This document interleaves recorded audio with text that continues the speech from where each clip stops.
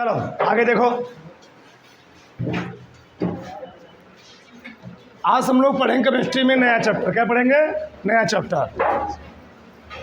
उपसहसंयोजी यौगिक, coordination compounds.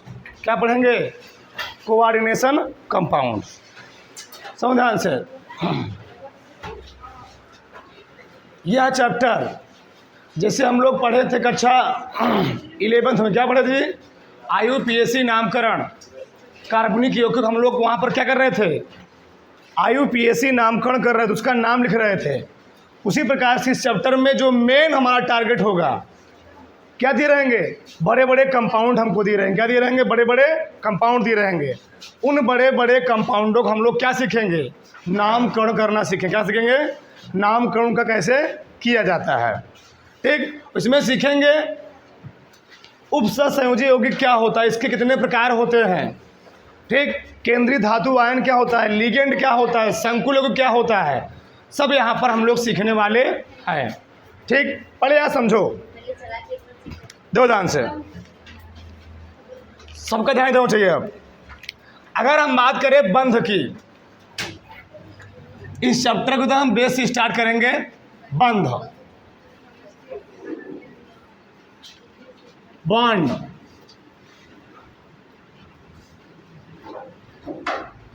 ठीक, बंध। जब दो या दो से अधिक परमाणुओं के मध्य इलेक्ट्रॉनों के स्थानांतरण या साझेदारी से कोई नए कंपाउंड का निर्माण होता है, तो उनके बीच जो नया बंध बना उसको हम लोग क्या कहते हैं? क्या बोलेंगे? बॉन्ड बोलेंगे, बंध बोलेंगे। ठीक, अब यहाँ पर जो उनके बीच कोई नया कंपाउंड बना उसको हम लोग क्या बोलेंगे? बंध। अब देखो वहाँ पर बंध होता है तीन प्रकार। कितने का होता है? तीन प्रकार का। पहला होता है आयनिक बंध। आयनिक बंध, आयनिक बंध, ठीक, पहला। दूसरा होता है सहसंयोजी बंध। सहसंयोजी बंध,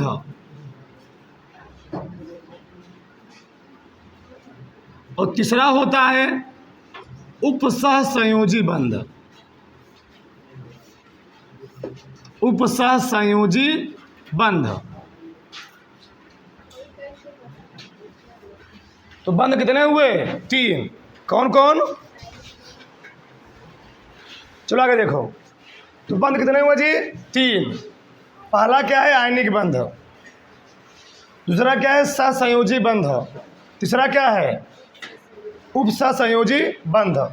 आयनिक बंध को ही हम लोग कहते हैं वैद्युत बंध। क्या कहते हैं? वैद्युत बंध। यही बोले हो, जाने दो। देखो यार, चलो समझो। आयनिक बंध क्या होता है? जब दो परमाणुओं के मध्य इलेक्ट्रॉनों के स्थानांतरण से, जब दो परमाणुओं के मध्य इलेक्ट्रॉनों के स्थानांतरण से क्या होता है? बंध बनता है। उसको हम लोग क्या कहते हैं? उसको हम लोग कहते हैं आयनिक बंध। ध्यान से, जैसे हमने लिया NaCl। क्या लिया जी? NaCl। बोलो मसंदरो। हमने लिया NaCl। अच्छा, NaCl में बंध कैसे बना है? NaCl में बंध कैसे बना है? ध्यान समझो इधर। देखो, NaCl का हम बात करें तो सोडियम का परमाणु क्रमांक होता है 11। क्लोरीन परमाणु क्रमांक कितना होता है? 17। इलेक्ट्रॉनिक विन्यास करोगे 2 8 1, यहाँ पर 2 8 7।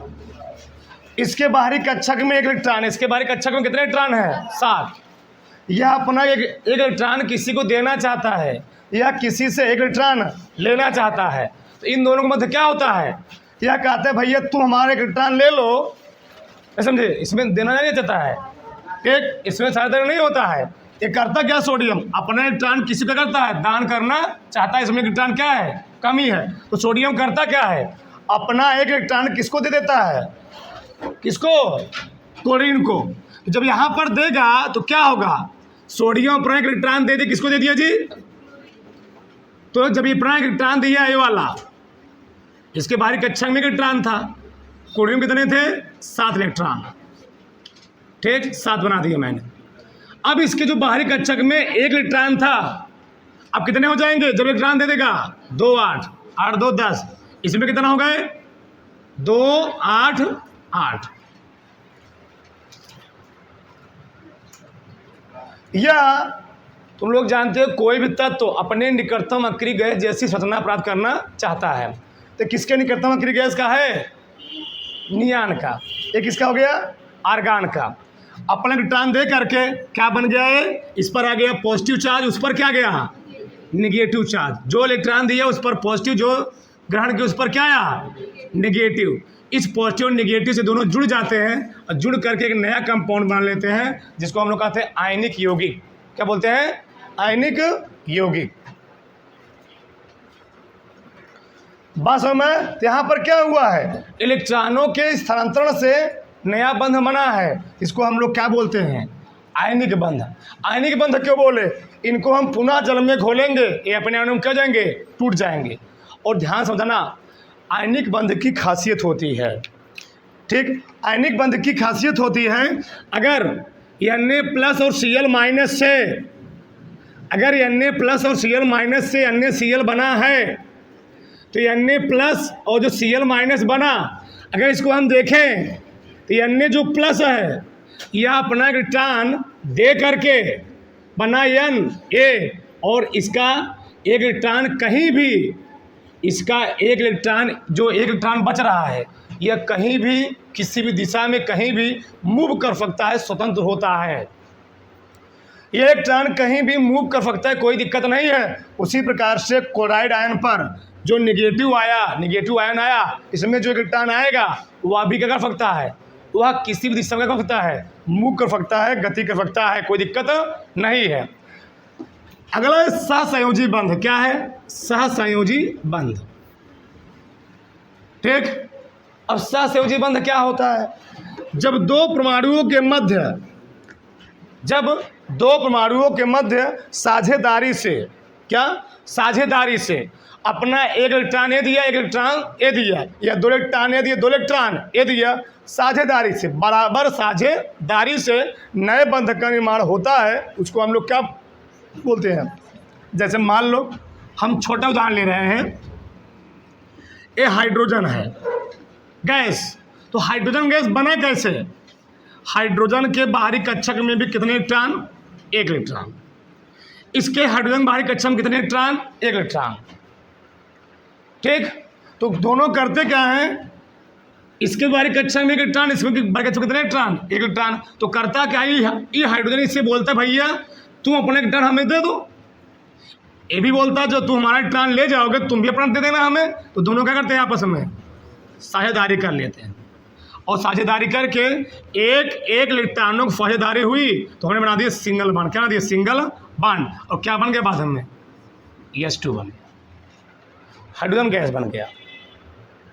ठीक, उसी प्रकार से मान लो ये है ऑक्सीजन, ये क्या है? ऑक्सीजन। चलो मैं एक क्लोरीन ले लेता हूँ, क्लोरीन पहले लिया, एक क्लोरीन अणु है, क्लोरीन अणु है। अब बताओ क्लोरीन बाहरी कक्षक में कई इलेक्ट्रॉन? 7 इलेक्ट्रॉन, 7। इसके बाहरी कक्षक में कई इलेक्ट्रॉन? 7 इलेक्ट्रॉन, 7 हो गए। यह अपने अष्टक को पूरा करना चाहता है तो क्या करेगा? 1 इलेक्ट्रॉन इससे मांगेगा। जब ये मांगेगा इससे, ये वाला इससे मांगेगा तो ये भी क्या करेगा? इसके बाहरी कक्षक में कितने इलेक्ट्रॉन है? 7, तो यह भी इससे मांगेगा। तो इलेक्ट्रॉन त्यागेंगे नहीं, अगर त्याग देगा तो इसके कक्षक में कितने इलेक्ट्रॉन बचेंगे? 7। जो अष्टक नियम क्या है? फेल हो जाएगा। तो क्या करेंगे? दोनों आपस में क्या करेंगे? साझेदारी करेंगे। साझेदारी करके दोनों आपस में बांड बना लेंगे। एक इलेक्ट्रॉनों की साझेदारी हुई तो कितने बांड बने? यहाँ पर सिंगल बांड। बोलो मत, यहाँ बन गया सिंगल बांड, यानी बन गया क्या? Cl2। उसी प्रकार से मैंने मान लिया O2 है, ऑक्सीजन, ये ऑक्सीजन ऑक्सीजन बाहरी कक्षक में कई इलेक्ट्रॉन होते हैं? 6 इलेक्ट्रॉन, 2 2 4 2 6 6 हो गए। इसके बारीक कक्षम के इलेक्ट्रॉन होंगे 6 इलेक्ट्रॉन होंगे। इसमें कितने इलेक्ट्रॉन कमी है 2, इसमें कितने इलेक्ट्रॉन कमी है 2। तो दोनों क्या करेंगे आपस में, दोनों आपस में साझेदारी कर लिए और साझेदारी करके क्या बना लिए, एक बॉन्ड बना लिए। और कितने इलेक्ट्रॉन साझेदारी हुई है 2 इलेक्ट्रॉनों की, तो बन जाएगा इनके बीच में क्या, डबल बॉन्ड। और डबल बॉन्ड इसको हम लोग क्या बोलेंगे, बहुत सारे ले सकते हैं। हमने ले लिया नाइट्रोजन, N2 ले लिया। बताओ नाइट्रोजन बारीक कक्षम कई इलेक्ट्रॉन होते हैं, 5 इलेक्ट्रॉन होते हैं। 1 2 3 4 5, 1 2 3, चलो क्या हुआ, हो गया ना 5। इसमें है 5 इलेक्ट्रॉन, कितने इलेक्ट्रॉन कमी है 3। तो क्या करेगा, बगल वाले नाइट्रोजन से 3 इलेक्ट्रॉन ले लेगा। तो जब एक 3 इलेक्ट्रॉन लेगा तो ये भी क्या कहेगा, भैया तो हमारा 3 इलेक्ट्रॉन ले रहे हो, अपन में 3 इलेक्ट्रॉन क्या करो हमें दे दो। आपस में साझेदारी हो जाएगी, दोनों का अच्छा क्या हो जाएगा पूरा। तो 3 3 6 2 8, 3 3 6 2 8, दोनों क्या किए 3 3 इलेक्ट्रॉनों की साझेदारी करके क्या बना लिए, ट्रिपल बॉन्ड। और बन क्या गया, नाइट्रोजन। हम 2 की बात कर लिए, आयनिक बंध, सहसंयोजी बंध। आगे हम बात करें जो हमको चैप्टर में पढ़ना क्या है, उपसहसंयोजी बंध। उपसहसंयोजी बंध से जो नए कंपाउंड का निर्माण होगा उसको हम लोग क्या बोलेंगे, उपसहसंयोजी यौगिक। सहसंयोजी बंध से जो नए कंपाउंड निर्माण होगा उसको हम लोग क्या बोलेंगे, उपसहसंयोजी यौगिक। इसी कोई दिक्कत, पहले इतना उतारो फिर आगे हम बात करते हैं। उपसहसंयोजी हमारा जो चैप्टर है मेन बात करते हैं जल्दी से स्पीड में। चलो आगे देखो, स्पेशल बॉन्ड। जो स्पेशल बॉन्ड है देखो यार, सबका ध्यान इधर।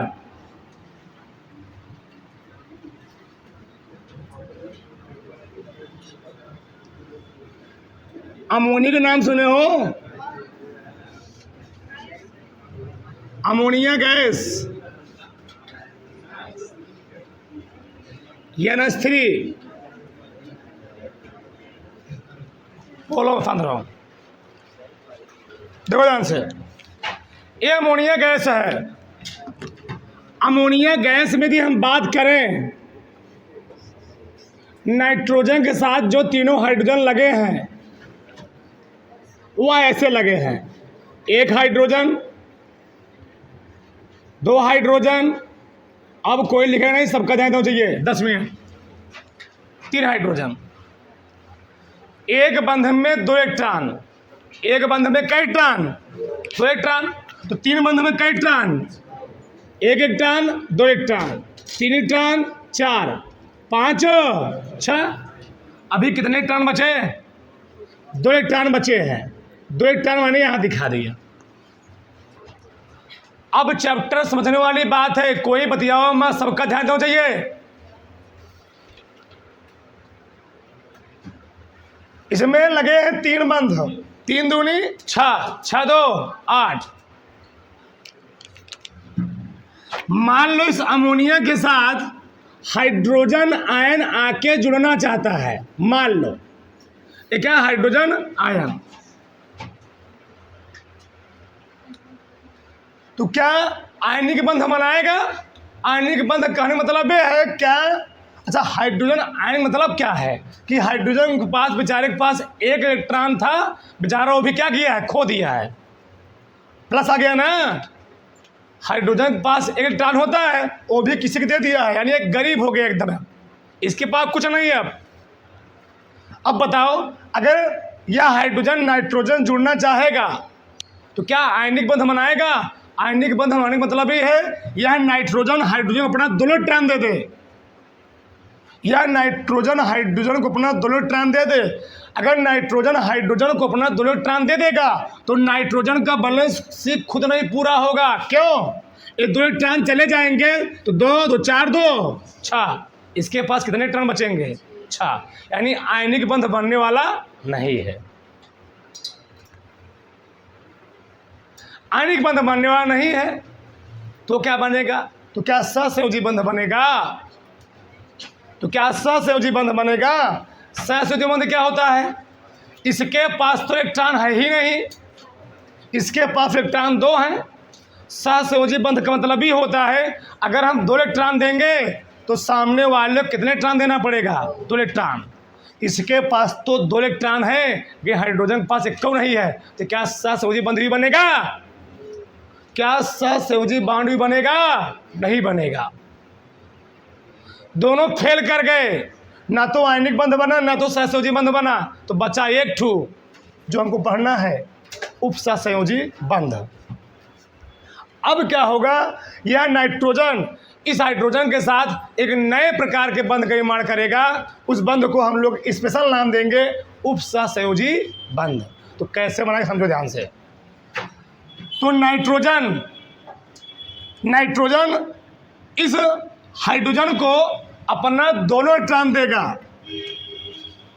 नाइट्रोजन इस हाइड्रोजन को अपना दोनों इलेक्ट्रॉन देगा और दोनों इलेक्ट्रॉन देने के बाद वो क्या होगा? ये नाइट्रोजन था, इसके पास 3 हाइड्रोजन थे। कितने हाइड्रोजन? 3 हाइड्रोजन। बहुत ध्यान से सुनना, चैप्टर का बेस चल रहा है, ठीक। यह नाइट्रोजन अपना दोनों इलेक्ट्रॉन हाइड्रोजन को दे दिया।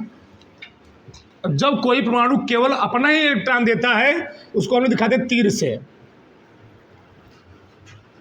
तो नाइट्रोजन ने अपना दोनों इलेक्ट्रॉन हाइड्रोजन को दे दिया। तो नाइट्रोजन ने जब अपना दोनों इलेक्ट्रॉन हाइड्रोजन को दिया तो हाइड्रोजन का घर बस गया। हाइड्रोजन बाहर के क्षम कितने इलेक्ट्रॉन हो गए? 2। और नाइट्रोजन जब अपना इलेक्ट्रॉन हाइड्रोजन दे रहा था तो हाइड्रोजन से एक बात कही, भैया हम अपना इलेक्ट्रॉन आपको दे रहे हैं लेकिन हमारा दोनों इलेक्ट्रॉन ले करके आप कहीं भागेंगे नहीं। आप भाग जाएंगे तो हम क्या हो जाएंगे? हम क्या हो जाएंगे? गरीब हो जाएंगे। हमारे कक्षा में कितने इलेक्ट्रॉन बचेंगे? 6। तो इनसे करता क्या है? एक सिग्नेचर लेता है कि भैया आप कहीं जाएंगे नहीं, हमारे साथ हमेशा के लिए क्या रहेंगे? जुड़े रहेंगे। और जो जुड़ गया, अब बताओ जुड़ने से क्या हुआ? 2 2 4 4 2 6 2, इसे नाइट्रोजन का पूरा हो गया। और हाइड्रोजन कितने टन हो गए? 2। लेकिन नाइट्रोजन ने इनसे साइन करवा लिया कि आप 2 इलेक्ट्रॉन तो लिए हैं, आप 2 इलेक्ट्रॉन हमारे लेकर कहीं भागेंगे नहीं। और भागने ना पाए इसलिए इसको किया क्या जाता है? एक बड़े से कोष्टक में बंद कर दिया जाता है। इस बड़े से कोष्टक में बंद करने का मतलब यही है, जो नाइट्रोजन ने अपना 2 इलेक्ट्रॉन हाइड्रोजन दिया है, तुम बच्चा कभी जीवन में भागोगे नहीं, हमारा साथ छोड़ोगे नहीं मरते दम तक। क्योंकि मैंने तुमको अपना इलेक्ट्रॉन दिया है, मैंने तुम्हारा कक्षक पूरा किया है, तुम कहीं नहीं भागोगे। मैं तुमको अपना इलेक्ट्रॉन दिया है, तो जो इलेक्ट्रॉन दिया हाइड्रोजन लिया, बना इसके बगल में एक कोष्टक, बड़ा कोष्टक। इस कोष्टक का नाम होता है गुरु कोष्टक। क्या नाम होता है? गुरु कोष्टक। गुरु कोष्टक मतलब ये है कि नाइट्रोजन ने जो हाइड्रोजन इलेक्ट्रॉन दिया है वो अब इलेक्ट्रॉन कहीं भागने वाला नहीं है। इस कोष्टक का नाम क्या हुआ? गुरु कोष्टक। गुरु कोष्टक। जो इलेक्ट्रॉन देता है उस परमाणु को हम लोग कहते हैं दाता परमाणु। क्या बोलते हैं? दाता परमाणु। और जो इलेक्ट्रॉन लेता है, देता नहीं, जो इलेक्ट्रॉन युग्म को देता है, पेयर को देता है, जोड़क देता है, उसको दाता परमाणु। और जो इलेक्ट्रॉन युग्म को ग्रहण करता है उसको हम लोग कहते हैं ग्राही परमाणु। एक एक चीज समझो, ग्राही परमाणु। ग्राही परमाणु क्योंकि नाइट्रोजन ने अपना 2 इलेक्ट्रॉन हाइड्रोजन को दिया है, जो इलेक्ट्रॉन दिया उसको हम लोग क्या बोले? दाता। तो इस पूरे कंपाउंड पर, गुरु कोष्टक के ऊपर आता है पॉजिटिव चार्ज। क्या आता है? Positive charge. और ये बन गया एक नए प्रकार कंपाउंड, अमोनियम आयन का नाम सुने होंगे। ये क्या बना? Ammonium ion. इसका नाम है अमोनियम आयन। क्या नाम है? Ammonium ion. और इस अमोनियम आयन के साथ अगर कोई कोडीन परमाणु आकर जुड़ जाए या क्लोराइड आयन आकर जुड़ जाए, इसको बैलेंस करने के लिए बगल में क्लोराइड आयन आकर जुड़ जाए तो बन जाएगा क्या? Ammonium chloride. ये होता है नवसादर का सूत्र। किसका होता है? नवसादर का सूत्र यही है, अमोनियम क्लोराइड। नवसादर। एक एक बात समझो, अमोनियम क्लोराइड। कोई दिक्कत नहीं। अब क्योंकि नाइट्रोजन ने दोनों इलेक्ट्रॉन अपना हाइड्रोजन दिया है, इसलिए इनके बीच में जो बंध बना है उस बंध को हम लोग कहते क्या है? उपसहसंयोजी बंध। और इस प्रकार बने यौगिक को हम लोग क्या बोलते हैं? उपसहसंयोजी यौगिक। चैप्टर का मतलब समझो पहले। अब समझो इस चैप्टर की उत्पत्ति क्यों हुई, यह चैप्टर आया क्यों, इस चैप्टर को हम लोग पढ़ क्यों रहे हैं। अब समझो ध्यान से। जैसे मान लो, देखो ध्यान से, मान लो हमारे पास 3 अलग अलग प्रकार के कंपाउंड हैं। पहला है CO, Cl3 6NH3। अब यहाँ ध्यान समझना। दूसरा है COCl3, यहाँ पर है 5NH3। COCl3, यहाँ पर है 4NH3। 4NH3, COCl3 6NH3, COCl3 5NH3, COCl3 4NH3। अगर मान लो इसमें तीनों में Cl कितने हैं? Cl कितने हैं जी? अगर Cl 3 है तो लोग जानते हो, ऐसे समझो मेथेन जब क्लोरीन गैस से क्रिया करता है तो मेथेन करता क्या है? धीरे धीरे क्रिया करके अपने चारों हाइड्रोजन परमाणु को निकाल करके लास्ट में बनाता है कार्बन टेट्राक्लोराइड। बनाता है ना? तो डायरेक्ट तो निकालता नहीं है, ये करता क्या है? पहले एक हाइड्रोजन निकालेगा, फिर एक क्लोरीन जुड़ेगा, फिर दूसरा निकलेगा, फिर 2 क्लोरीन जुड़ा, फिर तीसरा निकला, फिर 3 क्लोरीन जुड़ा, फिर चौथा निकला, फिर कितना क्लोरीन जुड़ा? 4 क्लोरीन। ऐसे यहाँ समझो क्या हो रहा है। इस चीज को समझ गए तो चैप्टर मतलब समझ जाओगे। निकलने वाला परमाणु हाइड्रोजन था, 4 था, चारों निकल गए, खत्म हो गया। निकलने वाला परमाणु कितना है? कौन है? क्लोरीन। तो यहां से बताओ तीनों में से कितने क्लोरीन निकल सकते हैं? 3। यहां बताओ कितने क्लोराइड आयन निकल सकते हैं जी? 3। यहां से कितने निकल सकते हैं? 3। यहां से कितने निकल सकते हैं? 3 निकल सकते हैं। तीनों में 3 क्लोरीन थे, यहाँ 4 हाइड्रोजन था, चारों निकल गए, खत्म, बन कार्बन टेट्राक्लोराइड। यहाँ 3 क्लोरीन है, तीनों क्लोरीन निकलेंगे। ये संभावना है, यहाँ पर ये संभावना है। अब आगे समझो होता क्या है। जब इसका प्रयोग किया था, एक्सपेरिमेंट किया था, जब इसमें AgNO3 इस कोई कंपाउंड है, उपसहसंयोजी यौगिक है, इस उपसहसंयोजी यौगिक में जब कोनो AgNO3 का कोई विलयन मिलाया जाता है तो जो AgCl बनता है, जगह नहीं है, थोड़ा मैं उधर लिखता हूँ, AgCl। अरे भैया Ag है, इसमें क्या है? AgNO3 में क्या है? सिल्वर नाइट्रेट में क्या है? Ag है ना? तो Ag जब Cl जुड़े क्या बनेगा? AgCl। क्या बनेगा? AgCl। तो जो AgNO3 का विलयन मिलाने पर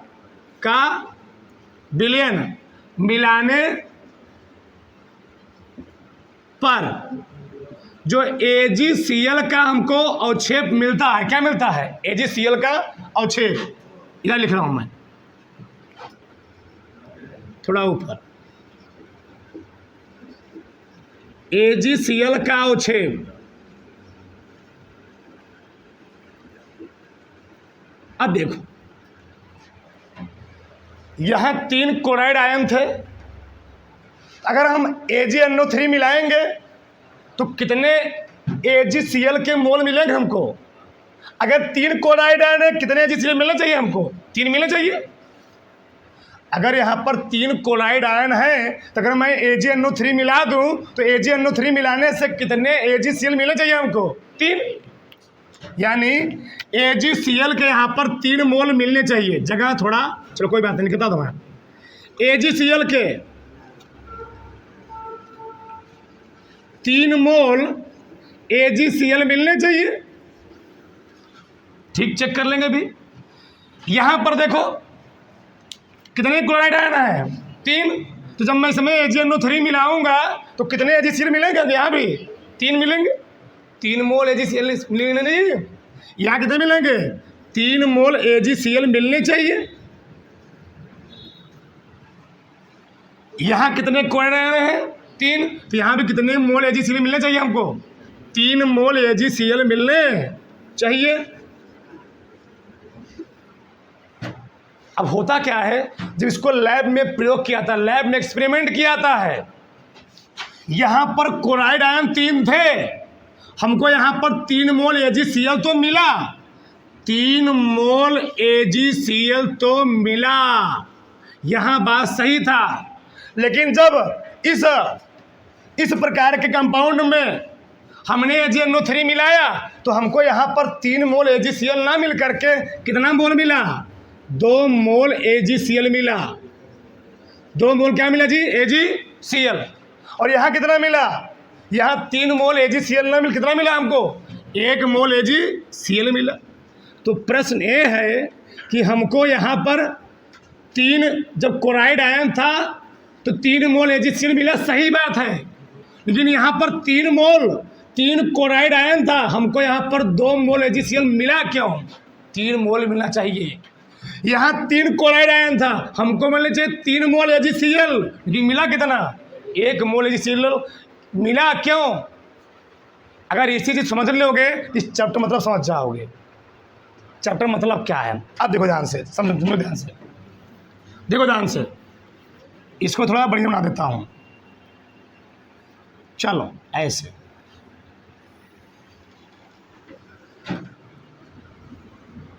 ऐसे है।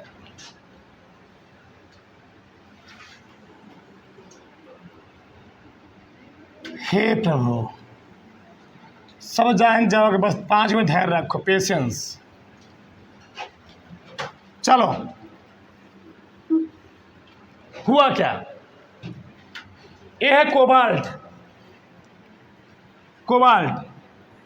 CO,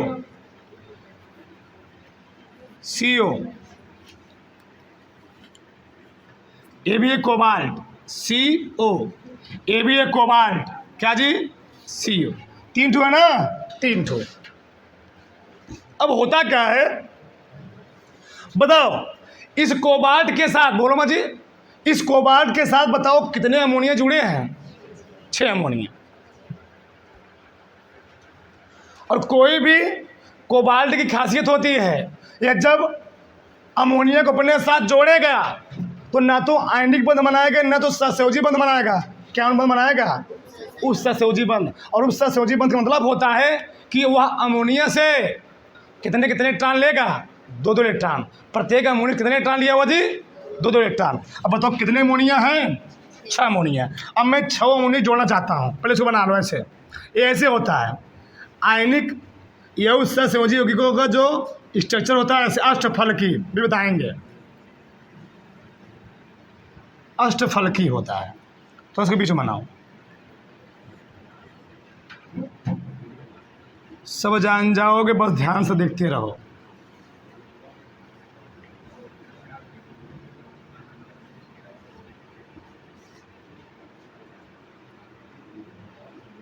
ठीक है, ऐसे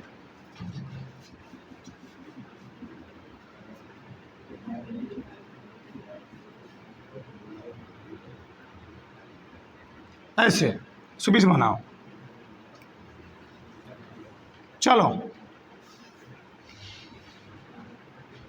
ठीक, देखो इधर, एक कोबाल्ट है, इसके पास कितने अमोनिया जी? कितने जुड़ेंगे? 6। 1 2 3 4 5 6। और सब बनाएंगे उप सहसंयोजी बंध। ऐसे ऐसे, ये क्या? उप सहसंयोजी बंध। कितने अमोनिया है? 6। 6 जोड़ दो, 1 हुआ, 2 हुआ, 3 हुआ, 4 हुआ, 5 हुआ, और यहाँ पर 6 हुआ। यहां पर 6 अमोनिया आराम से जुड़ गए। कितने जुड़ गए जी? 6 अमोनिया आराम से जुड़ गए। और इस स्ट्रक्चर को हम लोग बोलते हैं अष्टफलकी। अच्छा, अष्टफलकी होता क्या है? जैसे मान लो एक किताब है, एक बुक है, तो 4 इलेक्ट्रॉन जो लगे हैं कोने पर लगे हैं, 1 2 3 4, और जो 2 इलेक्ट्रॉन है वो एक इलेक्ट्रॉन कहाँ पर है?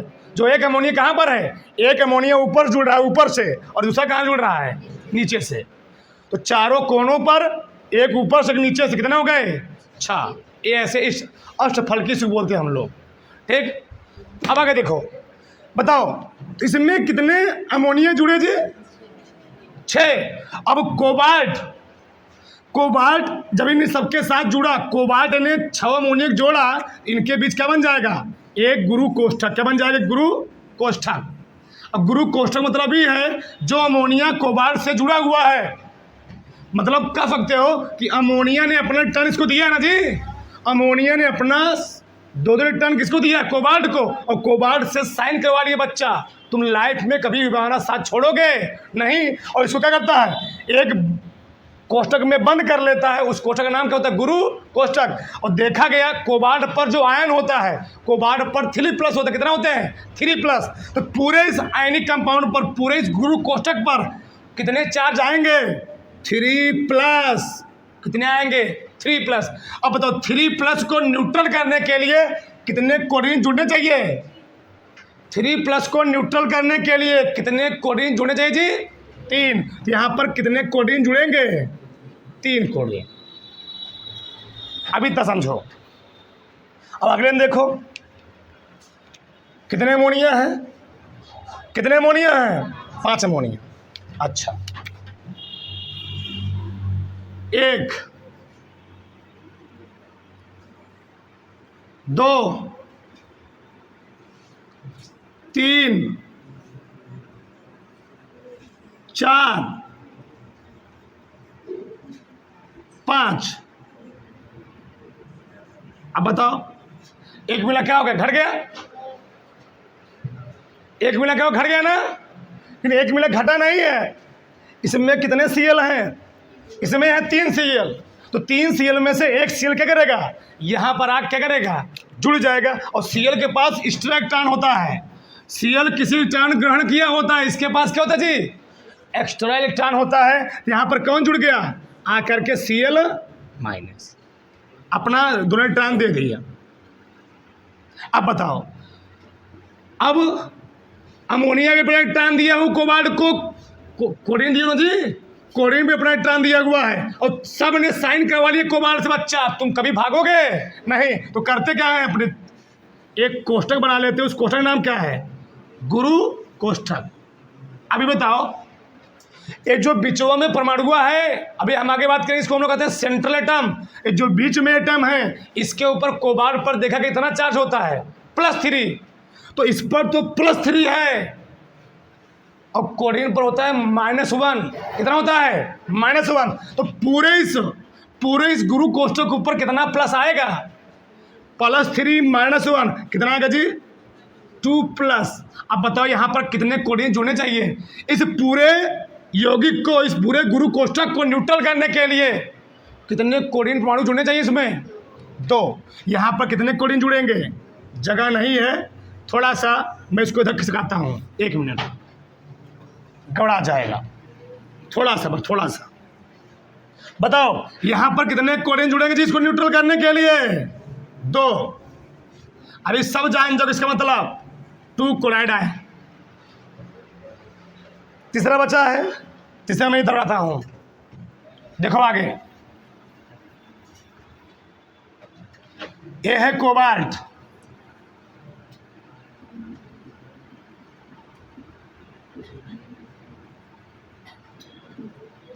ठीक, बताओ कितने अमोनिया जी? कितने अमोनिया? 4 अमोनिया जोड़ दो। 1 2 3 4। बताओ अभी कितने इसको और चाहिए? कितने और चाहिए जी? 2 और चाहिए। तो कितने कोरिन है यहाँ पर? 3, तो 2 क्लोरीन कहाँ जुड़ जाएंगे? यहाँ जुड़ जाएंगे। तो क्या होगा? 2 क्लोरीन यहाँ जुड़े, एक यहाँ जुड़ा और एक कहाँ जुड़ा? एक जुड़ा यहाँ पर। इसको अपना इलेक्ट्रॉन दे दिया, इस पर इसका इलेक्ट्रॉन होता, ध्यान रहे, अपना इलेक्ट्रॉन क्या किया? इसको दे दिया। अब बताओ, जब अपना इलेक्ट्रॉन दिया तो कोबाल्ट पर कितना आयन होता है? +3। और कितने क्लोरीन जुड़े हुए हैं? 2। एक क्लोरीन पर -1, तो 2 क्लोरीन पर -2। तो पूरे इस गुरु कोष्ठक के ऊपर कितना आयन आएगा जी? पूरे इस गुरु कोष्ठक के ऊपर कितना आयन आएगा? +1 या +1 या 1 प्लस लिख दो, कोई दिक्कत नहीं है जी, हो गया। अब देखो, तो इस पूरे को न्यूट्रल करने के लिए कितने क्लोराइड जुड़ेंगे? कितने जी? एक क्लोराइड। अब देखो हो क्या रहा है, देखो तीनों में हो क्या रहा है, बस तीनों में हो क्या रहा है उस चीज समझो। दो ध्यान से, हुआ क्या? पहले वाले में कोबाल्ट के साथ 6 अमोनिया के जुड़े, 3 क्लोराइड आयन निकलेगा। अगर 3 क्लोराइड आयन निकलेगा तो 3 क्लोराइड आयन AgCl से यानी AgNO3 मिलाने से 3 AgCl बना लेगा, आराम से बना लेगा, क्योंकि 3 क्लोराइड आयन निकला हुआ है। 3 क्लोराइड आयन निकलने से 3 मोल हमको AgCl आराम से निकल जाएगा। तीनों क्लोराइड आयन किससे क्रिया करेंगे जी? Ag से क्रिया कर क्या बना लेंगे? 3 मोल AgCl बना लेंगे। यह बात सही है, लेकिन यहाँ पर क्या होता है? यहाँ पर अमोनिया था 5 ही। इस 5 अमोनिया ने कोबाल्ट के साथ बॉन्ड तो बना लिया, लेकिन अभी कोबाल्ट के पास एक बंध बनाने के लिए और कोई परमाणु चाहिए। तो क्लोरीन 6 से जुड़े 3, तो एक क्लोरीन कहाँ चला गया? गुरु कोष्ठक के अंदर। जब एक क्लोरीन गुरु कोष्ठक के अंदर चला गया, बचा क्या क्लोरीन? बचे 2 क्लोरीन। ये तो क्लोरीन गुरु कोष्ठक के अंदर आ गए ना, और जो गुरु कोष्ठक के अंदर आ गए वो कभी जीवन में बाहर जाने वाले नहीं है, क्योंकि सब इससे साइन करा के ही अपना रिटर्न देते हैं। बच्चा तो हमारा लाइफ में कभी साथ छोड़ोगे नहीं। तो अगर एक क्लोरीन अंदर चला गया तो कितने क्लोरीन बाहर बचे? अगर 2 क्लोरीन बाहर बचे हुए हैं तो कितने Ag से क्रिया करेंगे? 2 की 3। अगर 2 Ag से क्रिया करेंगे तो हमको 3 मिलेगा कि 2 मिलेगा? 2 मिलेगा, क्योंकि एक मिला कहाँ फंस गया? एक मिला जाल में फंस गया गुरु कोष्ठक के अंदर। तो कितने निकलेंगे बाहर? 2। इसलिए हमको 3 मोल AgCl ना मिलकर, 3 मोल AgCl का मतलब ही है कि 3 ठू AgCl ना मिल करके हमको क्या AgCl मिलेगा? 2 AgCl मिलेगा।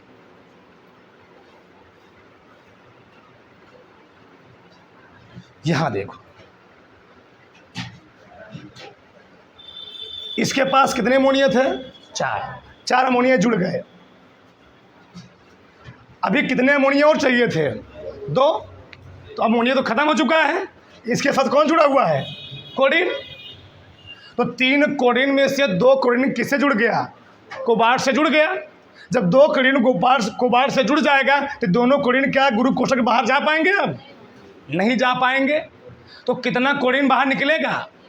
अगर 1 क्लोरीन बाहर निकलेगा तो 1 क्लोरीन का 5 Ag से क्रिया करेगा। 1 क्लोरीन 1 Ag से क्रिया करेगा जी। 1 क्लोरीन 1 ही Ag से क्रिया करेगा, और जब 1 क्लोरीन 1 ही Ag से क्रिया करेगा तो क्या 10 AgCl बनेगा? कर बनेगा 1 मोल AgCl बनेगा, यानी 1 AgCl बनेगा। यहाँ पर ए स्ट्रक्चर का मतलब है, यहाँ पर थे 6 बॉन्ड बना लिए, 3 क्लोरीन निकल गया आराम से, 3 मोल AgCl मिल गया। यहाँ थे 5 अमोनिया, 1 क्लोरीन अंदर फंस गया, 2 निकले, 2 मोल AgCl बना। यहाँ थे 4 अमोनिया, 2 क्लोरीन कहाँ फंस गया? अंदर फंस गया, कितने निकले? 1। तो कितने मोल बनेंगे? 1 मोल AgCl। ये हुआ इस कंपाउंड का मतलब। कुछ इसका मतलब समझ में आया? क्या समझ में आया? इस आयनिक कंपाउंड मतलब यही है जो बचेंगे हमेशा। अब देखो यहाँ पर इस आयनिक कंपाउंड में जो कंपाउंड बना हुआ है, इस बीच वाले को हम लोग कहते हैं सेंट्रल एटम। क्या बोलते हैं? Central atom. और जो इसके पास बगल बगल जुड़े हुए हैं, जिन्होंने अपना इलेक्ट्रॉन दिया हुआ है, जो इलेक्ट्रॉन को ग्रहण किया हुआ है, उस एटम को हम लोग बोलते हैं सेंट्रल एटम, और जो अपने इलेक्ट्रॉन दिए हुए हैं उसको हम लोग कहते हैं लिगेंड। क्या बोलते हैं? लिगेंड। उतारो सब, उतारो उतारो फटाक से। Lights, camera, action.